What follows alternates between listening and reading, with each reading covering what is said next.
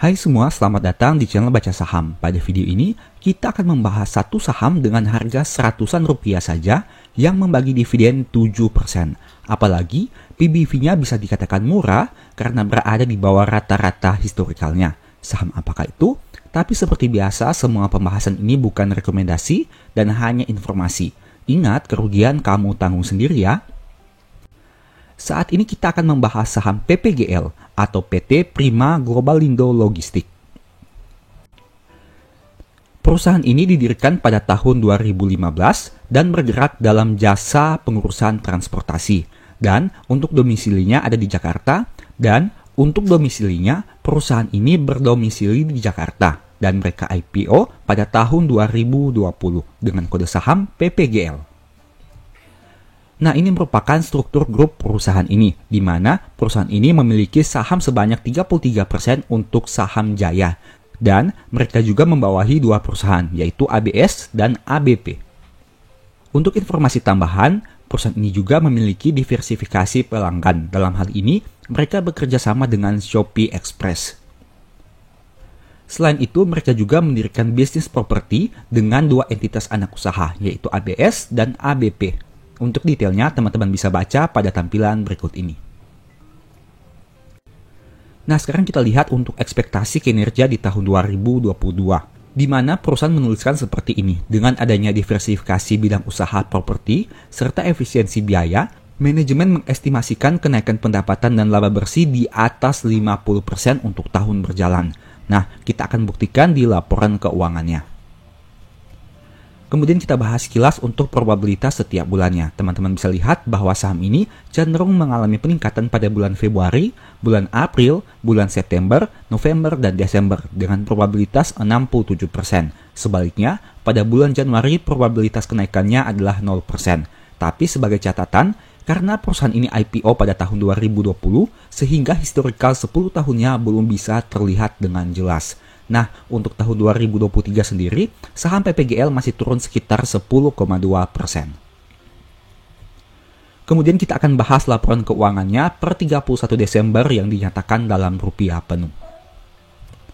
Poin pertama adalah jumlah aset yang mencapai 177 miliar rupiah. Angka ini juga mengalami peningkatan dibanding tahun sebelumnya. Nah, dari total aset tersebut, aset tidak lancarnya berjumlah 81 miliar yang didominasi oleh aset tetap sebanyak 53 miliar rupiah. Angka ini juga mengalami penurunan dibanding tahun 2021.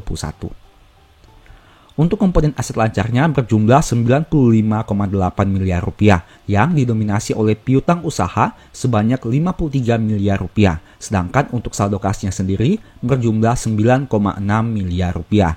Nah, sebagai catatan, karena mereka juga punya segmen bisnis yang berbeda yaitu properti, maka ada persediaan aset real estate sebanyak 19 miliar di laporan keuangannya.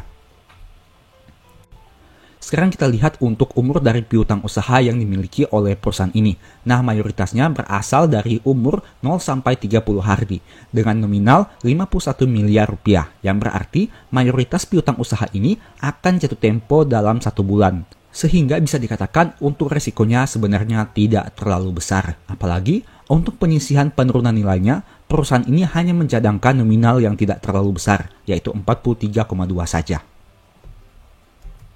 Nah, kita lihat untuk liabilitasnya dengan jumlah 34,3 miliar rupiah. Jika kita bandingkan dengan saldo kasnya yang berjumlah 9,6, itu berarti perusahaan butuh sumber dana yang lain apabila ingin melunasi seluruh hutangnya.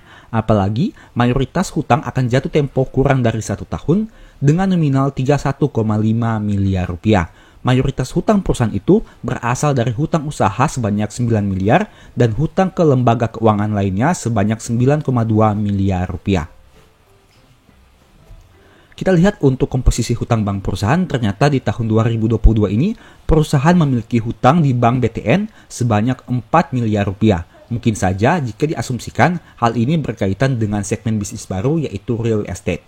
Tapi kembali lagi ini hanya asumsi saja.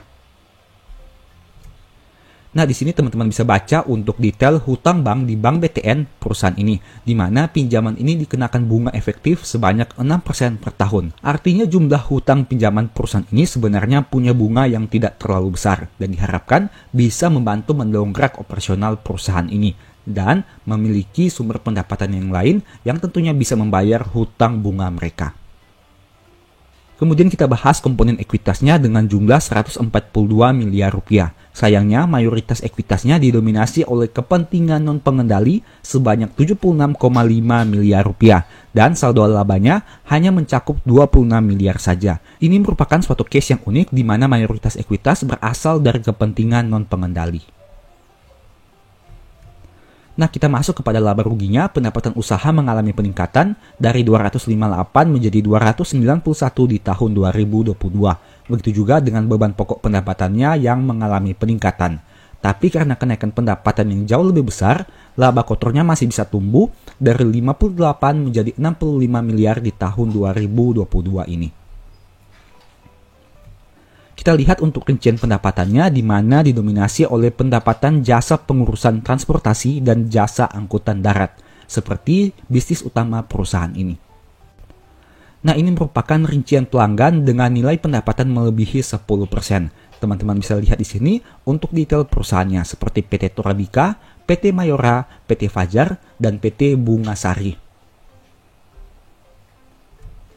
Kemudian untuk rincian beban pokok pendapatannya dengan jumlah 225 miliar rupiah didominasi oleh biaya pelayaran sebanyak 157 miliar rupiah dan ada juga biaya angkutan sebanyak 43 miliar rupiah. Kemudian kita lihat dampaknya terhadap laba tahun berjalan. Laba perusahaan naik dari 16,5 menjadi 17,6 miliar di tahun 2022 ini. Nah, untuk historical EPS, teman-teman bisa lihat bahwa EPS di tahun 2022 ini menjadi yang terbaik dalam 4 tahun terakhir. Meskipun sebagai catatan, hal ini tidak sesuai dengan ekspektasi yang dimiliki oleh perusahaan, seperti yang sudah kita bahas tadi, di mana mereka berekspektasi akan terjadi peningkatan sekitar 50% di tahun 2022 ini.